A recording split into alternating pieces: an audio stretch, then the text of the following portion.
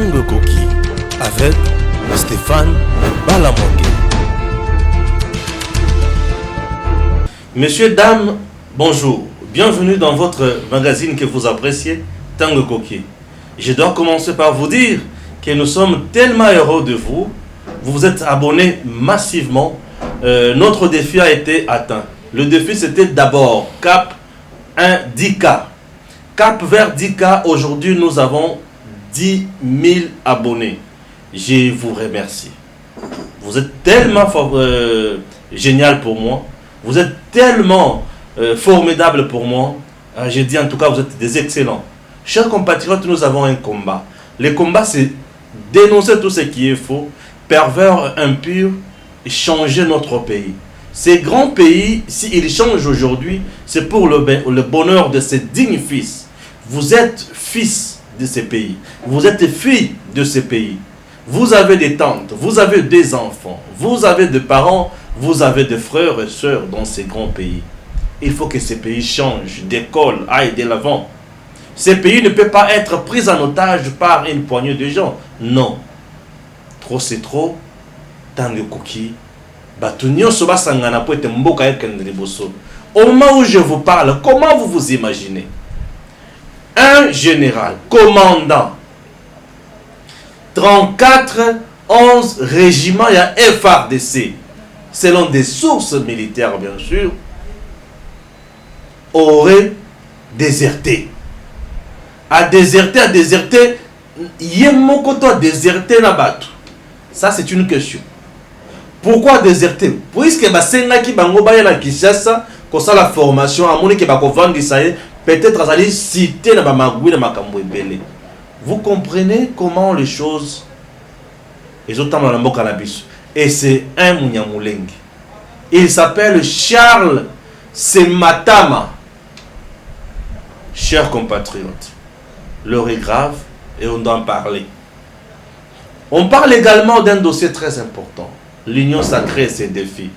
Tokosuka na bango wapi. Oui. Les lois de la République démocratique du Congo sont-elles votées pour changer le pays ou pour garantir les intérêts des individus?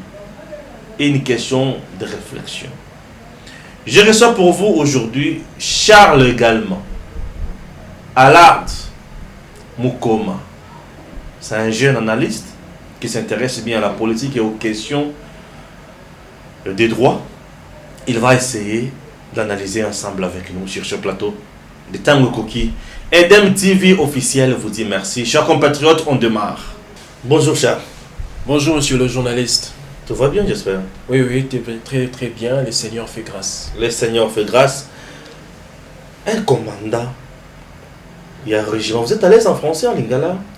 Dans toutes les langues, français, lingala, je suis très à l'aise. Charles Allard, on a français. T'es Naza congolais 100%. Allard Mukoma, 100% congolais. Merci. De père et de mère et natif d'ailleurs, ici au Congo, à Kinshasa. Très bien, c'est bien. Non, c'est juste vous taquiner. Alors, aujourd'hui, comment expliquer un commandant, il y a un régiment 34-11, il y a armée à RDC, Munyamulenge, a déserté. Pour selon la source de FARDC. Vous trouvez ça normal? Cher monsieur le journaliste, il faudrait d'abord ne pas vite aller en besogne. Je n'aimerais pas pécher dans des spéculations, puisque dans votre mot introductif, vous avez dit aurait déserté. Donc, jusque-là, nous ne savons pas encore les motifs qui lui ont poussé à déserter, puisque la police n'a pas encore donné en fait les raisons. Les FARDC. Les FARDC, excusez-moi, merci. Les FARDC n'a pas encore donné les raisons qui auraient justement poussé ces messieurs-là à déserter. Donc, nous attendons les rapports de l'FARDC afin de mieux commenter sur cette affaire. Très important. Mais ce qui vraiment a l'ongoué, et puis qu'on a la COP, tout ce qu'on a la moins complot. Bon, comme je l'ai dit, il ne faut pas toquer vite le bambang. Puisque jusque-là, tu as raison. Donc, tu as sa supposition. Mais moi, j'aime pas trop donner des suppositions tant que je n'ai pas encore les vraies raisons qui lui ont poussé à déserter. Le jour où je connaîtrai les vraies raisons qui ont poussé ce commandant à déserter, c'est alors que je saurai mener un jugement rationnel sur ces points. Un jugement rationnel. La guerre de l'Est, aujourd'hui, on peut dire que les alliés dans le bateau, oui, au regard de faits, il y a de quoi affirmer qu'il y a certaines personnes qui sont derrière cette guerre, puisqu'on ne peut pas comprendre que la guerre à l'Est puisse réjouir beaucoup de gens, et le Rwanda, par exemple, qui n'est pas un pays producteur de coton, qui aujourd'hui est premier producteur de coton, alors on se demande où est-ce qu'il en a, où est-ce qu'il en tire, n'est-ce pas? C'est la RDC qui est son pays voisin et qui est riche en cette matière première. Donc, il faut vraiment que, d'ailleurs le président lui-même l'a dit, qu'il va mourir pour qu'il puisse ramener, s'il faut qu'il meure pour ramener la paix dans l'Est, il va le faire. C'est pourquoi je crois dans la personne du président de la République qui va vraiment travailler là-dessus afin de ramener la paix dans l'Est. Depuis qu'il avait aussi promis qu'il allait s'installer à l'Est jusqu'à aujourd'hui, il ne l'a jamais fait. Hein. Écoutez, le président peut bien parler, mais tant que le service de renseignement ne lui ont pas encore donné les cutus ou le mot d'ordre, l'ordre d'aller s'installer, le président doit se conformer, n'est-ce pas, à ce que le service de renseignement est en train de lui dire, malgré sa bonne volonté d'aller s'y installer. Il y a même un artiste musicien, Alej King, qui dit monsieur, vous aviez promis, c'est vos paroles, mais pourquoi aujourd'hui vous ne réalisez pas quelque chose? Il avait dit encore qu'il allait installer le quartier général là-bas. Écoutez, on est que en la deuxième année, si je ne me trompe pas, donc... Oui, mais il lui reste encore 2 ans. Hein. Oui, le mandat n'est pas encore fini. On est là, le président est là, il est en train de travailler, nous savons d'où nous venons, il y a eu des blocages, et le président est là aujourd'hui dans le but, justement, avec l'Union sacrée, on souhaite, en tout cas, voir l'accomplissement de ces promesses. On verra ce que ça pourra donner. Chers compatriotes, nous sommes là. Ce qui est vrai, tous est là. C'est maintenant un officier, Nambo Kanabiso, mais un Mouniamoulenge, ce qui a déserté la banane, ce qui a déserté, nani a payé information le Goutawana, et pe nani aza nzinga ya mampinga ya FRDC pona kokosa makam. Bande Kobalandi. J'espère que nous sommes là et nous continuons toujours à vous donner des informations. Alors, toujours c'est la toyeba. Au juste, balingi ba saladine concrètement.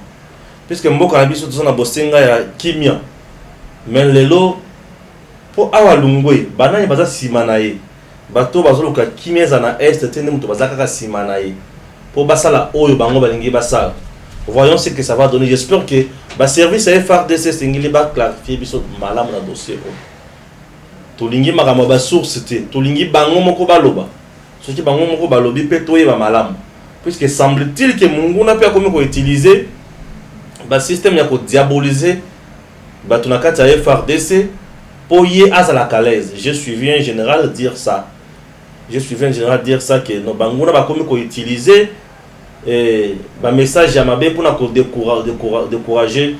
On a donné le message soit disant ici que il y a un général ou Abomaki Nani soit disant qu'il y a Abomaki ambassadeur Mendoka le FRDC Balobi Bilou Kwaneza ya Lokuta Abomaki ambassadeur c'est un commandant qui fait très bien son travail sur le terrain et tout ça les ADF Bakomi Koluka Kobebi Saba image il y a Batunakati FRDC.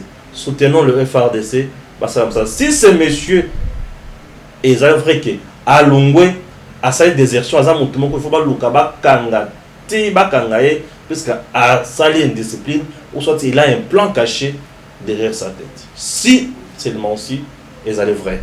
Chers compatriotes, passons dans les Kamonabiso, il y a Union sacrée et ses défis. L'union sacrée, ses défis. Oui.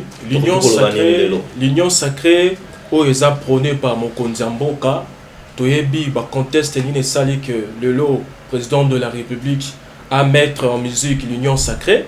D'abord, blocage salamine à niveau de la coalition. D'ailleurs, monsieur l'honorable Lambert Mende, alors dit qu'il y a eu un profond malaise entre les CACH et les FCC. Le président de la République, en tant que garant des institutions, a monité, Mbokezotambola bienté, et Sengeli Suko appelle ça souffle Yasika. Souffle Yasika yango, nde yango wana toko benga union sacrée. Union sacrée, eza na ba défi ebele. Ba défi yango eza nini? Ba défi yango eu eza Yasika te eu banda depuis kala. Nous avons le défi sécuritaire. Tout kolobela marambwa est, ba guerre wana. Aujourd'hui, na Covid-19, nous avons le défi sanitaire. Est-ce qu'il faut tous un vaccin? Nous avons aussi la question du social, puisque c'est ça même l'enjeu de tout le monde. Le social de la population. La population n'a pas souffrir, licencié. Il y a pléthore aujourd'hui. Licencié, même ça les a été. C'est ainsi que l'union sacrée le lot, petit à petit, ils ont déjà forme. Bientôt là, vous voyez que le Premier ministre Sama Lukonde a mené ma consultation. Donc d'ici peu, soyons patients. Ici, mois prochain déjà, j'assure que jusqu'à la fin de ce mois de mars d'ailleurs, nous aurons un gouvernement qui va vraiment travailler. D'ailleurs, le Premier ministre l'a dit, que ce serait un gouvernement de warriors, donc des guerriers en français. Il y a bateau baza makasi na nzoto ba bateau ba benga ba guerrier ba wana ba commando nde ba ko zo ba défi wana ba ye ba ko relever yango. To souhaiter bango bonne chance, to souhaiter bango en tout cas grâce na Nzambe za na bango pour que ba ye ba ko relever ba défi wana. Peuple congolais est souffrir makasi.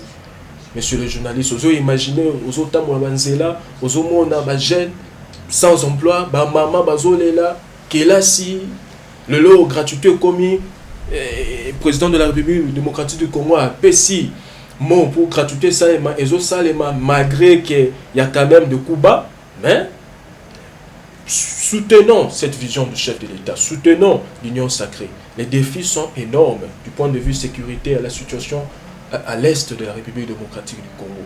Sengeli que guerre wana SCC et Yemoko d'ailleurs Lobango, président de la République récemment qu'il veut faire taire les armes par la culture, puisque tu as vu que le président de la République Félix Antoine Tshisekedi a commis le loyo Moutoazo Konza, Union africaine, et donc il n'a plus d'excuses à donner au peuple congolais.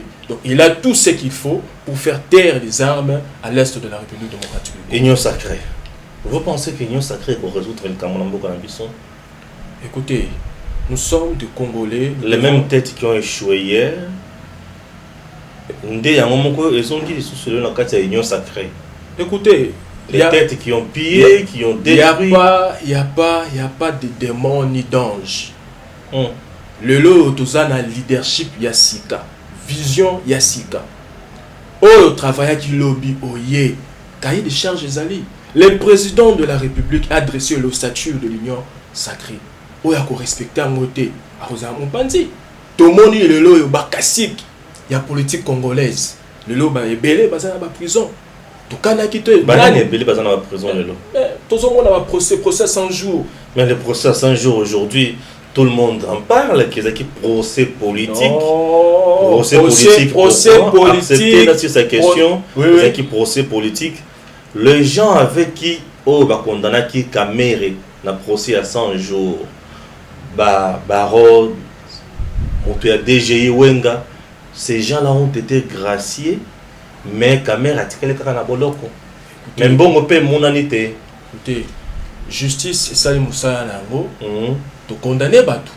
Président de la République a sali o akokai ko la grâce présidentielle et yango eza apanage ya président Yemoko. Donc to koki pesi yango bato bayiba kimbongo. Basali ata 5 mois en prison.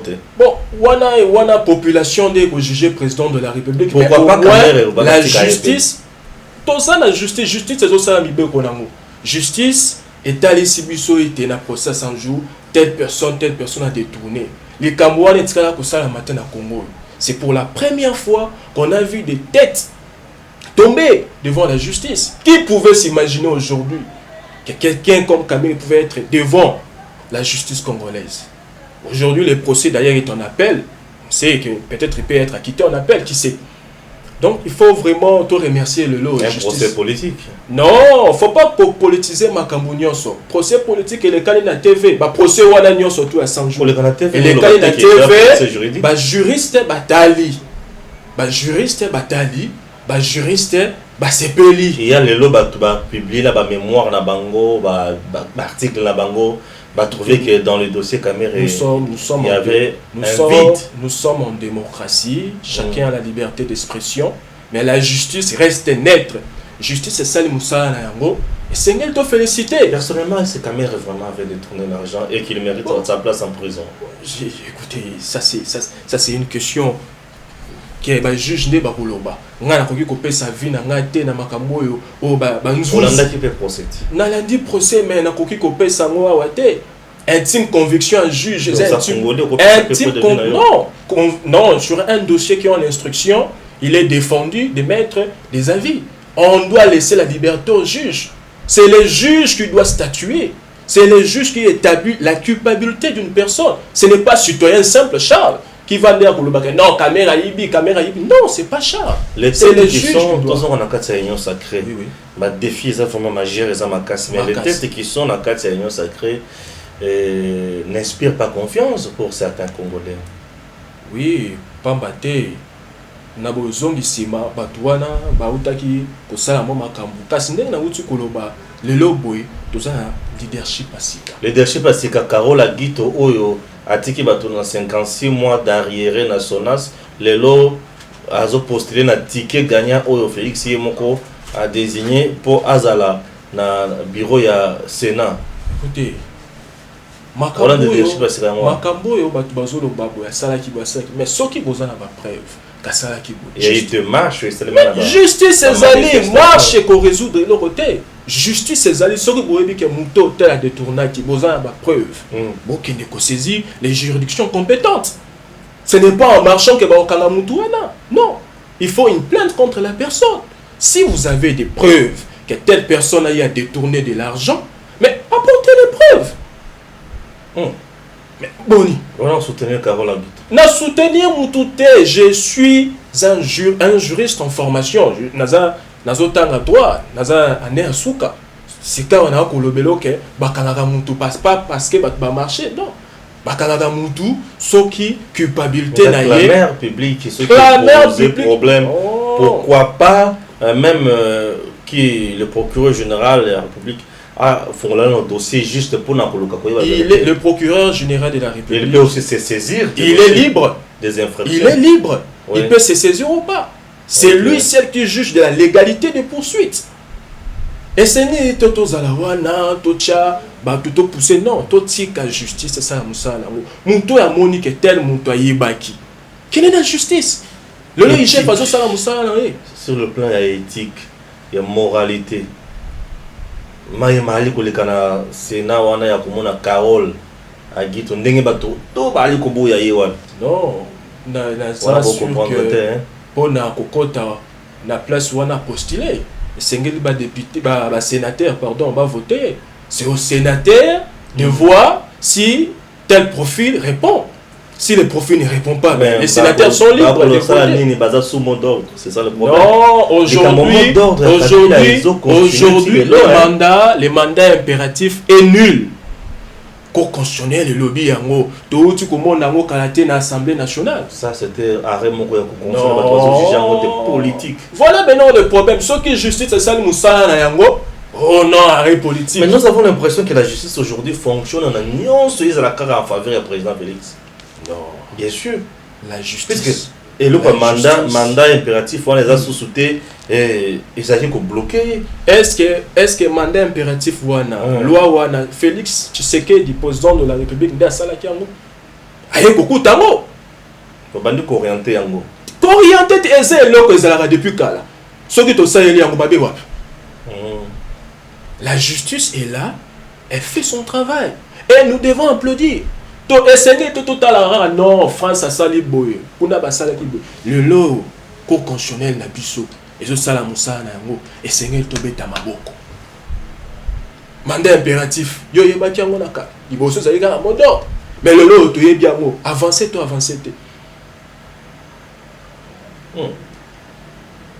Ou bien on va avancer. Mais ils ont avancé.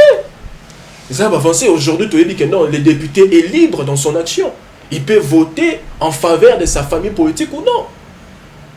Le député, Bazaki na mopanga na mutu que ceux qui bossent le boité va dissoudre l'Assemblée nationale. Monsieur le journaliste, botika ba spéculation inutile. Il y a un gros débat comme je sais Non. Député, on a chaque fin du mois. Les députés, c'est un honorable. Nous devons honorer nos députés. C'est un travail des titans qui les ont abattus. Ça, il faut en féliciter. Formation du gouvernement, Sama Lukonde. L'homme sera vraiment à la hauteur. L'homme, Sama Vie, Lukonde. défi aux Alibosonaï. Le pays est par terre sur tout le plan, Charles. Oui, le lot Boye, d'abord, on a remercié le Premier ministre, la nomination d'ailleurs, le lot Aza, Premier ministre, va nommer par contenu à poids politique. Il est de l'ensemble. Mais par contenu de la poids politique. Lorsque Total le lot Batube, mais c'est l'ensemble qui est le poids qui a Aza. Premier ministre, mais le lot aussi Premier ministre, Oyo, Aza Wana Sama Lukonde. Et on doit prier à ce que Makambunaye mandat naye kende kitoko. On ne peut pas être là, se permettre d'être des prophètes des malheurs. C'est notre pays. Nous devons toujours espérer que Makambo kende bien. Nana bandi penda Moussa naye na lolenge longo banite kalamingi tia azo sa la remise et reprise na premier ministre a nommé gouvernement naye et c'est ne peut ça bango chance. Ma bezawat biso tozala wala non il faut pas par contre en jambe yango ne sali que coalition et marché té yango ne zo bloquer mboka lelo boy vision ezawana union sacrée pour la nation et c'est tout soutenir yango topé sa chance la premier ministre à travailler pour l'intérêt du pays ce qui le mboka ebongi ngana yo toko sepela mais ce qui le mboka kwei susu toko sepela té toko lela lisusu. Alors pourquoi se comporter en prophète des malheurs? Il ne faut pas se comporter en prophète des malheurs. Il faut toujours bénir la République démocratique du Congo et espérer mieux. Même quand elle est dans les mains inexpertes. Yondum Tolobiango, Sama Lukonde, nous avons contesté l'expertise naïe. Sama Lukonde. Oui, Sama Lukonde, essayer de soutenir yé, topé sa chance pour que le gouvernement et l'union sacrée, les autres salema, et yéba ko réussir. Peuple sengele za na sima ya vision o union sacrée maramba kito ko salba président de la République alobi qui salome banda président de la République alobi makamo président alobi c'est belé ko kisamite nous a conscient moi toza conscient alobi toyebi pona nini makamo wana ko kisamite mais toza ki na coalition wana il y a eu un profond malaise. Oh, mini président a eu ordonnance, Batukuna va bloquer. Mais voilà. Okay. Voilà ce qui bloquait avancement en Boko. Batou va bloquer action en président de la République. Le président de la République a s'éloigné la bango pour créer union sacrée pour la nation pour que vision wana programme wana chef de l'État puisse entrer en musique. Il y a un groupe de députés qui pour la destitution, il y a bureau, il y a Mabunda, bazo réclamé quota na bango na kati, il y a gouvernement balobi bangonde et singili bazo réponse à kitoko puisque bazaba ayant droit. Écoutez, union sacrée batu batika na lenge ya vision ndenge na makambo akale bani ko salema te. Union sacrée, président de la République, à Salaki Charpente, il y a union sacrée. Après, si ba axe prioritaire ou tout que le l'appelle moi Mukeawa.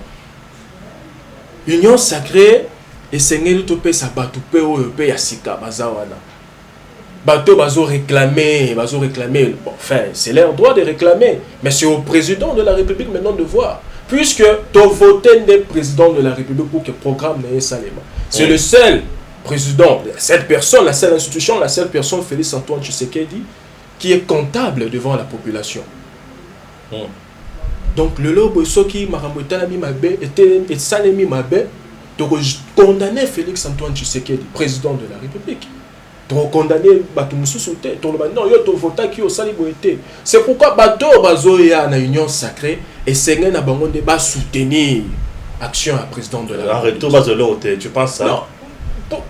Et là qu'on ni bango politique en bango c'est-à-dire bien organisé qui la cause est noble. D'accord? La cause. Et en retour? La cause est noble. En retour, c'est on attend que le pays avance. Qu'est-ce que vous pensez? Que tout le monde. C'est là, l'église, surtout passer là sur le Ramabonzi. Non, écoutez. Passer là sur le diacre, l'église pour diacre, sur le bien en bon côté. Ici, on parle de la République. Ici, on parle de la République. Est-ce qu'il y a déjà un caucus, il y a des députés? Makambu, et pour anti-valeur. Voilà les anti-valeurs. Nazolo belana no anti-valeur. O ezaki nakala. Lelo boye sengi to bomango. Qu'on réclamer parce que na vota qu'il faut boye. Non. Il faut pas passer un quota là-bas. Pas nécessairement. Ah bon? Pas nécessairement. Donc c'est pas pamba. Oh, basal Moussa na bango en tant que député. Voilà c'est sur le bango. Mais ils ont fait leur travail en tant que député. Donc le bilan est bon, les états.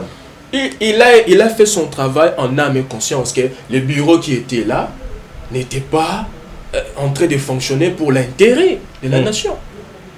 Il a fait son travail. Qu'est-ce que vous... Non, à ça député,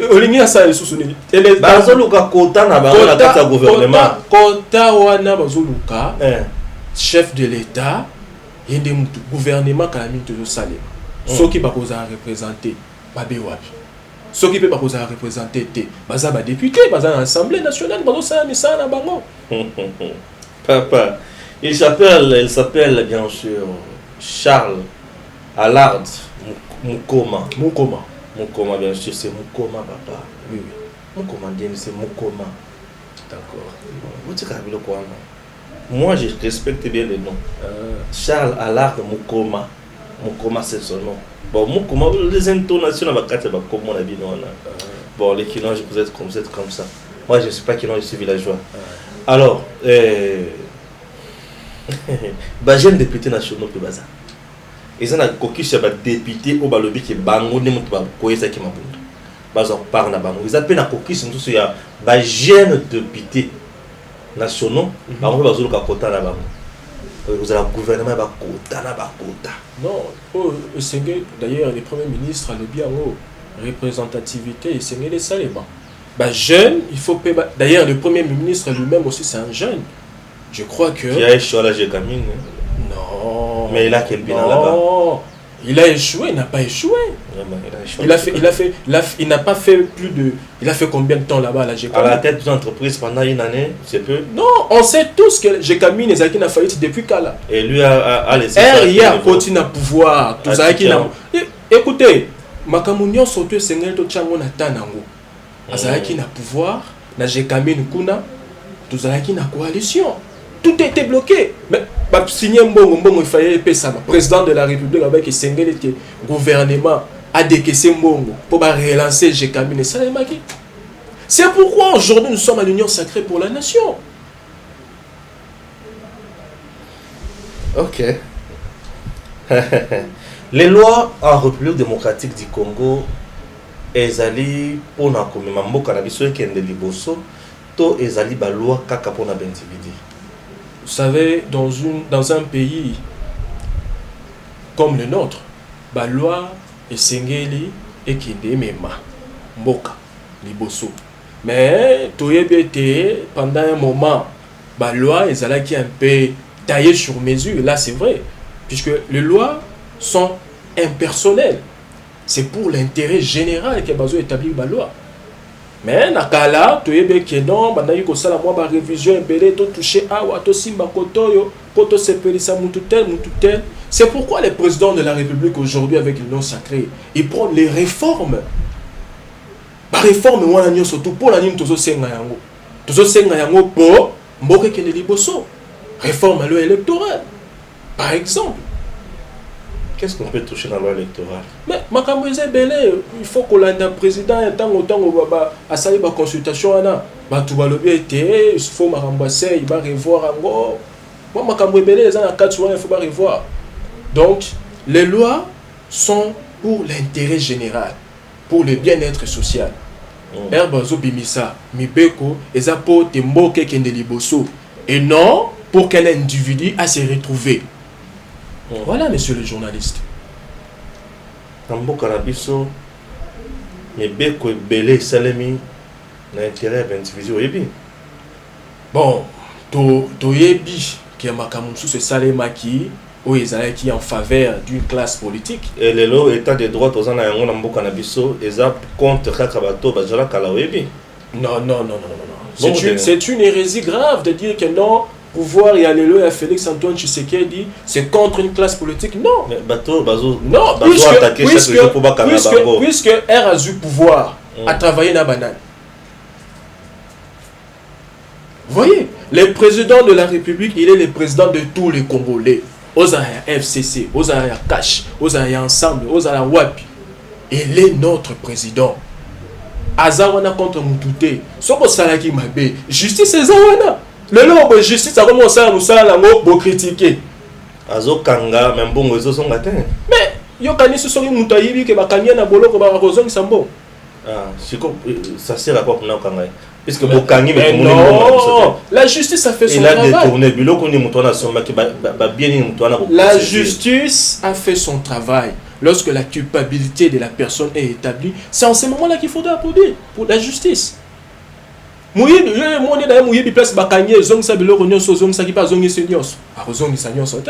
ceux qui battent na boloko, et autres tangi sabato nyonso tout bazana que non tala soki boyibi place na bino na boloko. Désormais mais ce justice les autres il faut applaudir avancer les autres monsieur le journaliste. Le lobo tu es bayi les camons ibanda mutikandambu tu es bakiangwa raté c'est ça. Non. Mais quand justice c'est aussi un moyen dissuasif. Il y a que désintéresser Batouana. J'ai suivi le gouverneur Jean-Tuni Ngobilalobi, le lot de la République. Il y a Fachi. Moi, je ne parle pas de la République de Fachi, mais de la République. Aujourd'hui, dans notre République, intouchable à Zate. Au Yibi, ceux qui se bataillent, qui jugent, qui constatent que non, vol et salemi, les intouchables, Bazate, mais les protéger quand même, Baza. Natina. Ceux qui va protéger, mais non, la justice a fait son travail. Comment tu trouves Jean-Marc Abound, un premier vice-président et Assemblée nationale, Azoya Nanzela, à mon nom, Sansinika Telemi, à ordonner Bakangaye, à Tixi, mon compagnon, comme ça, Nzela comme ils ont un normal. Mais attendez. Est-ce que l'acte qu'il a fait, ce qu'a Akiti, a Pessi la Lakisi Nzela, Kendenge Bozo Tambola Boyeza Mabe. Mabe Silikari Makasa Tomboke là-bas. Abeti Moutou.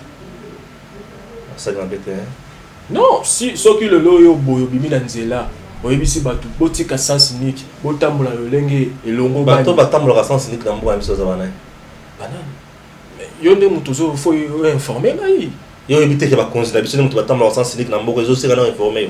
Sokozana ba Sokozana ba preuve ba non, il faut pas collaborer comme tout le monde.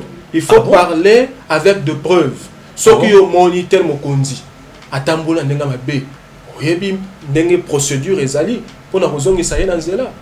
Il y a une procédure à suivre lorsque une autorité déroute.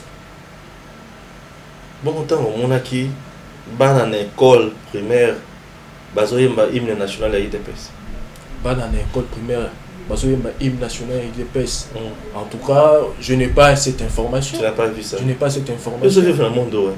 Mais non, journaliste, Toza Boy. Mais là, tu n'as qu'à dans le monde de on va dans la Kinshasa, tu vas dans la Kinshasa. Ça le rappelle les réseaux sociaux au Tali. Ça est la Kanyonso. Écoutez, Toza na moculé au fake news des Amakasi. Bato bazoyemba boye ozobenga fake news bazoyemba soki onga naza ana yembi IDPS nzembo IDPS il ça non le peuple d'abord le lot on compare on année le peuple d'abord le lot boy c'est ça le peuple d'abord c'est traduit d'abord par l'effectivité d'un état de droit Le peuple est d'abord vraiment auto yokawana lelo eza penza. Mais bino bokanisi le peuple d'abord, c'est-à-dire quoi, cher journaliste? Le peuple d'abord, le lot est état de droit et salema. Mutuna le lot toyeba que non, muto teso basimba kaete. Ba tout le lot balayi kolela. Mais aujourd'hui la justice fait son travail comme il faut. Le procès est en cours jusqu'à présent. Le dossier est sauf jusqu'à les présent qui causent ba preuve, il y a ba allégation news tout ça.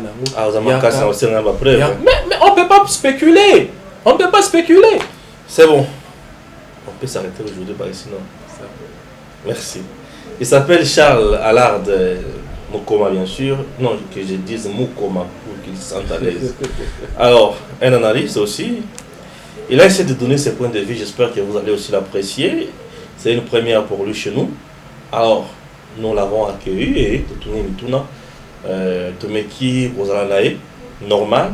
Tokoinse Mingite, mais Totuni Mituna, c'est à vous de dire. Il s'est bien défendu. Est-ce que à défendre Malamoton de Mabé?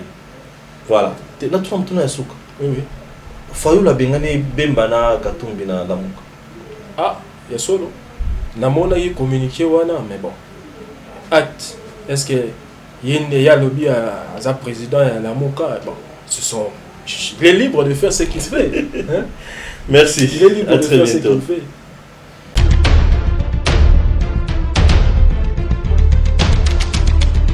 Tango Koki avec Stéphane Balamongue.